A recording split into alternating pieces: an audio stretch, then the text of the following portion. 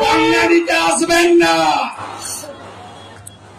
71 সালে 17,000 ভারতীয় army BSF আত্মবলিদান দিয়ে এই বাংলাদেশ সৃষ্টি করে দিয়ে গেছে।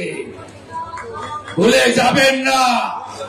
অতীত যদি কেউ ভুলে যায় তার ভবিষ্যৎ ভালো হতে পারে না। তাকত দেখাবেন তো, তাকত দেখাবেন তো, তাকত দেখাবেন তো। হিন্দুদের তাকত দেখানোর সময় এসেছে, সময় এসেছে। बांटेंगे तो एक रहेंगे तो एक रहेंगे तो एक रहेंगे तो एक रहेंगे तो এক থাকার সময় এসে গেছে, এসে গেছে।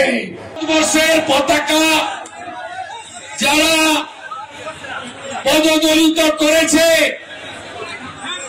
আমরা বলে যাই 71-এর রাজাকারের মতো, যেমন পাকিস্তানের আর্মি চিফ নিজামি আত্মসমর্পণ করেছিল। এই রাজাকারের নতুন বাচ্চাদের ভারত আত্মসমর্পণ করাবে এবং আত্মসমর্পণ করাবে। ভারত আজকে একটা দেশ নয়, পৃথিবীর একটা শক্তিশালী রাষ্ট্র।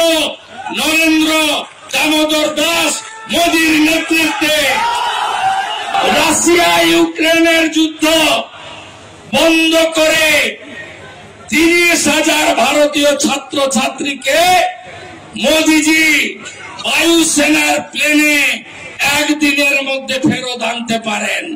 এর নাম ভারতবর্ষ। এই ভারতবর্ষ G20 নেতৃত্ব দেয়।